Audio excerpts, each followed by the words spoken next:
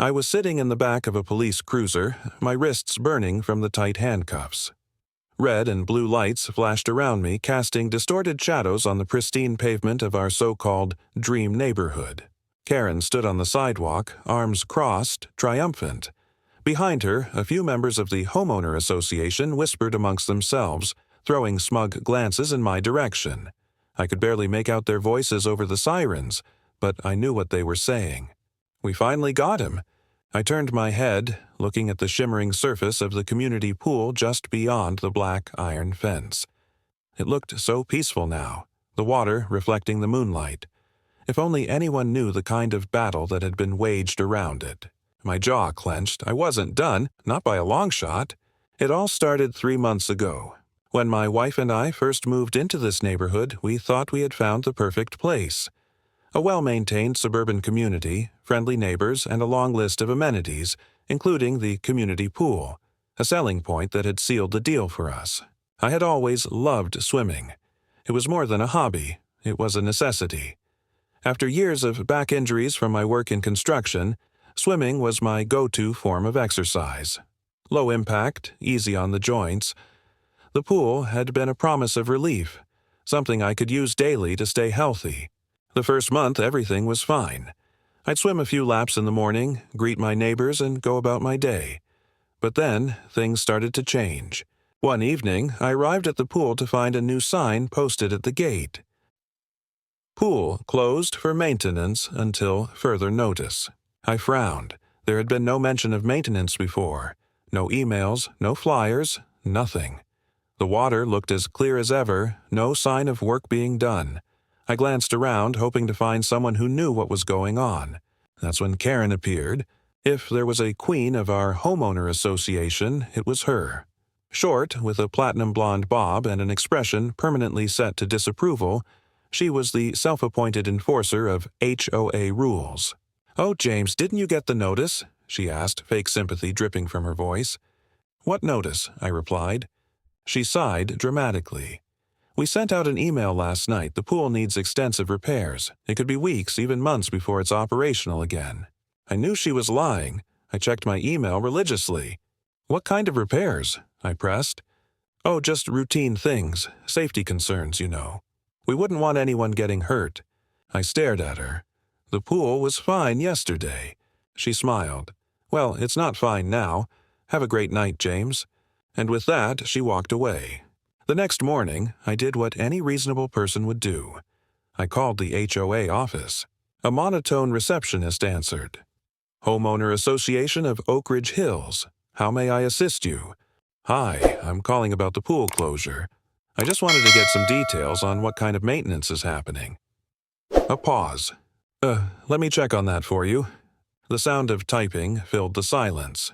Then, "Sir, I don't have any records of maintenance being scheduled at this time. Are you sure you have the right information?" I gritted my teeth. "Yes, there's a sign on the gate saying the pool is closed for repairs." Another pause. "That's strange. Let me transfer you to the board president."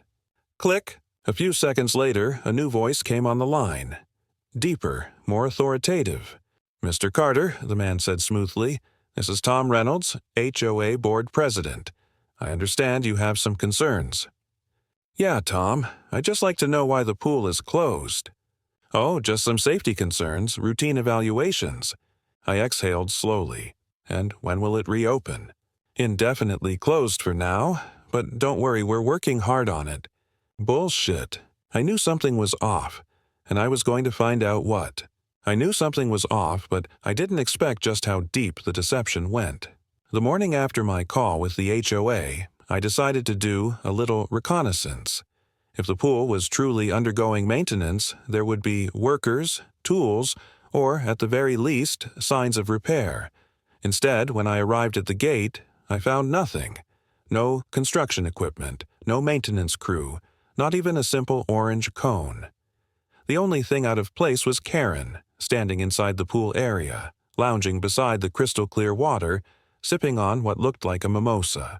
She caught sight of me and smiled, raising her glass in a mock toast. "James, you're back. Can't get enough of the pool, huh?" Her voice was dripping with amusement. I gritted my teeth. You said the pool was closed for maintenance. It is. She took another sip. For the public. I gripped the iron bars of the gate, feeling my nails dig into my palms. You mean, for certain residents? She sighed, dramatically shaking her head. James, you're making a scene. This is an HOA matter. If you have concerns, take them up with the board. I already did, I snapped, and they fed me the same vague nonsense you did, so what's really going on? Karen rolled her eyes. You don't understand how these things work. Oh, I understand perfectly, I said. The homeowner association is playing favorites, shutting people out while letting a select few in. Who else gets access? HOA members? Your friends? She didn't answer, but her silence spoke volumes. I turned on my heel and stormed off. I needed proof. Real, undeniable proof that something shady was happening. Over the next week, I documented everything.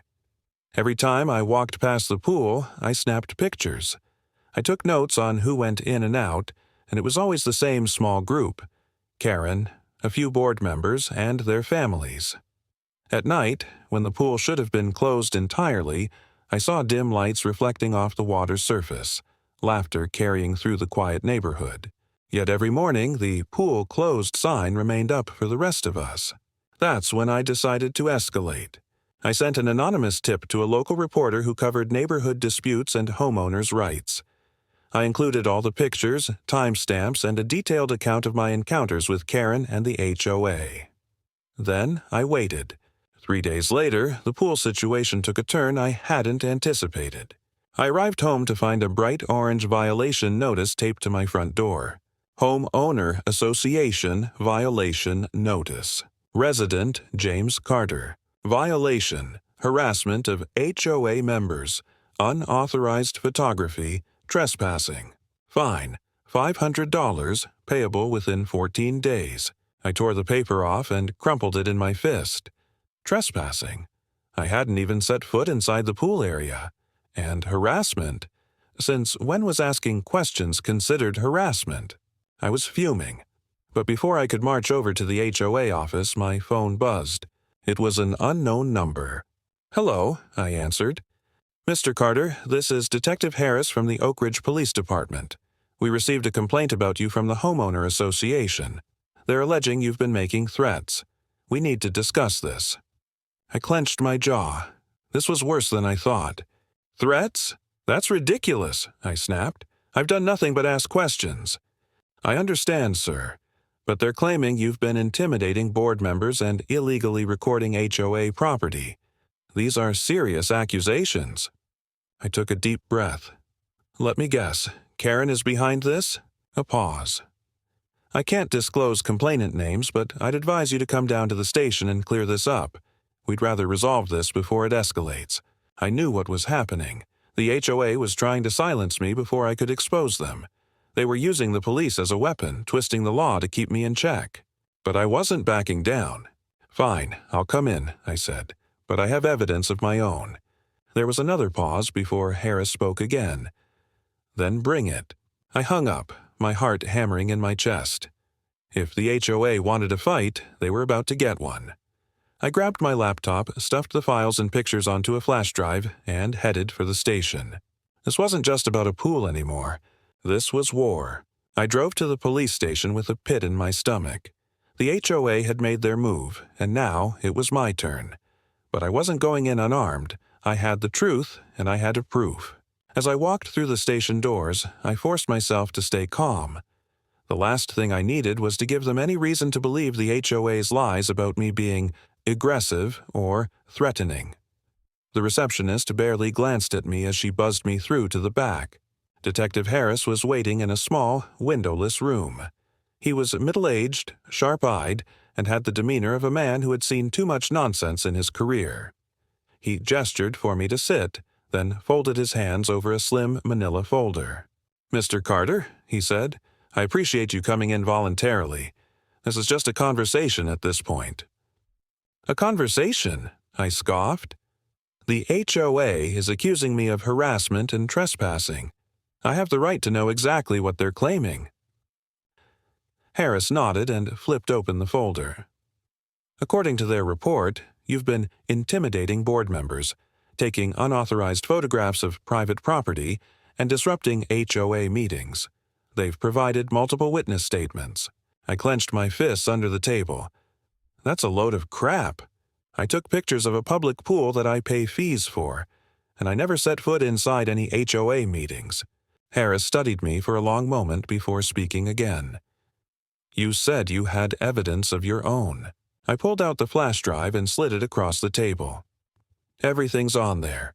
Photos, timestamps, a log of who's been using the pool while it's supposedly closed for maintenance. It proves that the HOA is lying. Harris plugged the drive into his laptop and clicked through the files. His expression remained unreadable, but I could see his eyes narrow slightly as he scrolled through image after image of Karen and the board members lounging at the pool. Finally, he exhaled sharply. This complicates things. No kidding. Listen, HOA disputes are messy, but this is a clear abuse of power. He closed the laptop and looked at me. I'll need to verify everything, but if what you're saying checks out, the HOA's accusations won't hold water. However, he hesitated. They have some influence in this town. They won't back down easily. I leaned forward. Then what do I do? Harris sighed. Legally, they can't keep you from using the pool if you're a paying resident, but they can make your life miserable with fines, restrictions, and more complaints. My advice? Stay sharp, document everything, and don't give them any real ammunition against you. I left the station with a mix of relief and unease. Harris wasn't against me, but he wasn't necessarily for me either. I needed a way to force the HOA into a corner, something they couldn't wriggle out of with bureaucracy and intimidation. That night, as I scrolled through my notes, an idea started forming. The HOA thrived on secrecy and intimidation, but what if their actions were exposed publicly? I needed to turn up the pressure. The next morning, I set my plan into motion. I reached out to a local news station, the same one I had sent the anonymous tip to. This time, I wasn't hiding. I met with a reporter named Julia Carter, no relation. She was young but sharp, with the relentless curiosity of someone who had made a career out of uncovering small-town corruption. "This is gold," she said, flipping through my notes. "But I need more than photos and a testimony. I need them on record admitting what they're doing." "That's going to be tough," I admitted. "They're careful." "Not always." Julia tapped her chin, thinking. "Karen seems like the type who loves the sound of her own voice. If you can get her talking, maybe she'll slip up." That was risky. But she was right. Karen lived for authority, for proving she was in control. If I could get her talking, really talking, I might get the evidence I needed. So that's exactly what I planned to do. That evening, I made sure to walk past the pool at exactly the right time. Sure enough, Karen and a few board members were inside, sipping drinks, laughing like they didn't have a care in the world. I leaned casually on the fence, making sure she saw me. Predictably, it took less than a minute for her to strut over, smug as ever. "James," she drawled, "still loitering?" I smiled. "Just admiring the view. The pool does look great for a place that's supposedly under maintenance." Her eyes narrowed slightly. "What's your point?" "Oh, nothing. Just wondering how it is that certain people still get access while the rest of us are shut out." She smirked. "It's called knowing the right people." Bingo. My phone, resting innocently in my hand, was already recording. I tilted my head. "You mean board members? Friends of the HOA?" "Obviously," she scoffed. "Do you really think we're going to let just anyone in here? We have standards, James. That's why you and certain other residents don't belong here." I kept my expression neutral, but inside my pulse pounded. That was it. That was the smoking gun. She continued, oblivious. "You should be grateful we even allow you to live in this neighborhood at all. You have no idea how many people we've—" She suddenly stopped, realizing she had said too much. I smiled. "Please, Karen, don't stop now. You were saying?" Her face hardened. "I think you should leave." "No problem," I said easily. "Oh, and Karen." I lifted my phone slightly. "Thanks for the chat." Her eyes widened as she realized what had just happened. "You. Have a great night." I turned and walked away, the weight of victory settling in my chest. Now, I just had to make sure the whole world heard what she had to say. The moment I walked away from the pool, my heart was racing. I had the evidence I needed. Karen had practically confessed on tape. Now, I just had to make sure it got into the right hands before she or the HOA found a way to shut me down. I didn't go straight home. Instead, I took a detour to Julia Carter's office at the local news station.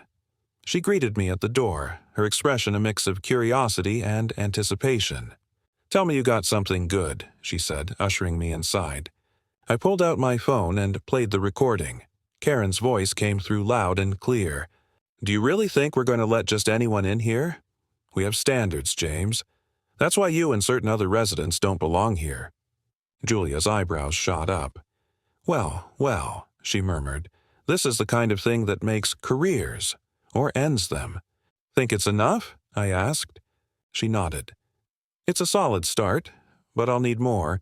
Documents, statements, anything that proves this isn't just one bad apple in the HOA. You said you had pictures?" I handed her the flash drive. "Everything's on there. Photos of HOA members using the pool while it's closed, timestamps, logs. I even have a copy of the bogus violation notice they stuck on my door." Julia smiled. "This is gold. Give me a couple of days to put the story together. In the meantime, be careful. If Karen or the HOA find out you're working with me, they'll retaliate." "They already have," I muttered, "and I doubt they're done." By the next morning, I knew something was wrong. As soon as I stepped outside to grab the newspaper, I saw them. 3 HOA board members standing at the end of my driveway, talking in hushed voices. The moment they noticed me, they fell silent. Tom Reynolds, the HOA president, shot me a knowing smirk before turning away. I frowned. What now? Then I saw it. A second violation notice was taped to my door. Homeowner Association Violation Notice. Resident James Carter. Violation. Unauthorized media correspondence. Defamation. Unauthorized recording on HOA property. Fine, $1,000. Payable within 7 days. I ripped it off the door and stormed back inside. This was getting out of hand. They were trying to financially strangle me into submission.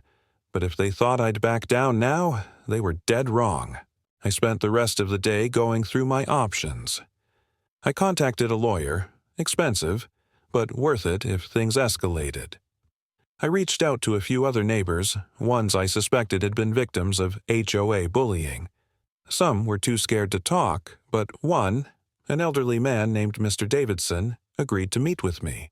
"They've been pulling this nonsense for years," he said when we sat down at a coffee shop that afternoon. "They pick people they don't like and make their lives miserable until they either submit or move. I tried fighting them once, but all it got me was harassment." "Why didn't you go public?" I asked. He sighed.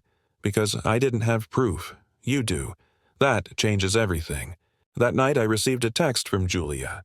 "Julia, article drops tomorrow morning. Brace yourself." I exhaled slowly. This was it, the moment of truth. I barely got any sleep, my mind racing with possibilities. Would the HOA fight back? Would Karen try something desperate? Would the police get involved again? At 7 a.m., I refreshed the news site on my phone, and there it was. Exclusive. Local HOA, accused of discrimination, fraudulent fines, and abuse of power. My stomach twisted as I scrolled through the article. Julia had done her homework. She included direct quotes from my recording, pictures of the empty under-construction pool, testimonies from other residents who had been targeted, then a knock at my door. I set my phone down and opened it. Karen stood there, flanked by 2 uniformed police officers. Her expression was pure venom. "James Carter," one of the officers said, his voice flat. "We need you to come with us." My blood ran cold. For what? Karen crossed her arms, her smirk practically oozing satisfaction. "Defamation, trespassing, and illegal recording. You should have stayed in your lane, James." The officer reached for his cuffs. I glanced back at my phone, the news article still glowing on the screen. This was war, and I wasn't done fighting. The cuffs clicked around my wrists, and I could feel Karen's smug gaze burning into me as the officer led me toward the squad car. I glanced around, hoping to see a neighbor watching, someone who might protest, someone who might care, but the street was empty. Karen leaned in close, voice dripping with satisfaction. "Maybe next time you'll think twice before crossing the homeowner association." I clenched my jaw. She thought she had won. But I wasn't done yet. At the station, they booked me on 3 ridiculous charges: defamation, trespassing, and illegal recording. None of them would hold up in court, but that wasn't the point. The HOA wasn't trying to win legally, they were trying to intimidate me into silence. The officer processing me, Detective Harris, gave me a look as he flipped through the paperwork. "This is all HOA related, isn't it?" I sighed. "Let me guess, you've seen this before?" Harris gave me a humorless chuckle. "More times than I can count. HOs love to use the police as their personal enforcers. Half the time, these cases get thrown out. The other half, the accused cracks under pressure." "I'm not cracking." "Good," he said, leaning in slightly, "because they're watching. The moment you slip up, they'll make sure you regret it." I exhaled slowly. "I have proof. The article's already out. This is just retaliation." Harris nodded, clearly aware of the game being played. "I'll make sure you get processed quickly. Just sit tight." 2 hours later, I was released on bail. The moment I stepped outside, Julia was waiting. "James," she rushed over, "are you okay?" "Yeah, just another scare tactic." She handed me her phone. "Well, they're not winning this one. The story's gone viral. People are furious. Your HOA is getting bombarded with complaints, and it gets better. 2 city council members are now looking into their financial records." I grinned despite everything. "You're serious?" "Dead serious." "Oh, and you're not the only one coming forward now. Other homeowners are starting to speak up. They've been hit with the same ridiculous fines and restrictions." Hope flared in my chest. "We can take them down." Julia nodded. "But we need to be smart. They're desperate now, and desperate people do stupid things. That night, I kept my lights off and my doors locked. I wasn't paranoid. I was prepared. The HOA was backed into a corner, and I had no doubt they would try something drastic. Around midnight, I heard it. A car idling outside, footsteps crunching against my driveway. I peered out through the blinds. A figure stood near my mailbox, a hood pulled low over their face. My heart pounded. Was it Karen? One of the board members? Then, a flick of a lighter. A small flame illuminated the figure's face for just a second. My stomach twisted. They were holding something. A bottle. Before I could react, they hurled it at my house. Glass shattered. Fire burst to life against my front wall. Molotov cocktail. I scrambled for the fire extinguisher, heart racing. As I doused the flames, I heard the car peel away, tires screeching against the pavement. My phone was already in my hand, dialing 911. "Arson, someone just firebombed my house." The police arrived quickly. Harris was among them. He took one look at the charred remains of the bottle and cursed under his breath. "They're escalating," he muttered. "This is attempted murder." I nodded, still shaking. "They think they can scare me into silence." "We'll find who did this," Harris assured me. "But you need to be careful. You need to stay somewhere safe." I clenched my fists. "I'm not running. Not when we're this close to exposing them." He studied me, then sighed. "Then at least let me put a patrol car outside your house." "Fine," I relented, "but I'm not stopping." By morning, the attack was all over the news. Pictures of my scorched front wall were on every local station. People were outraged. The HOA had gone too far. And then, the tipping point. The city council announced an emergency investigation into the HOA. Financial audits, fraud probes, everything. Karen and the board members tried to spin the story, claiming I had staged the attack for sympathy. But it was too late. The police had found security footage from a neighbor's house. The footage clearly showed one of the HOA board members throwing the Molotov cocktail. Karen's world came crashing down overnight. By the end of the week, she was arrested, along with 3 other HOA members. Fraud, embezzlement, and attempted arson. The entire homeowner association was dissolved. And me? I was free. The pool reopened. No more bogus fines, no more harassment, no more Karen. As I stood at the edge of the water, looking at the clear blue surface, I let out a long breath. It was over. I had won.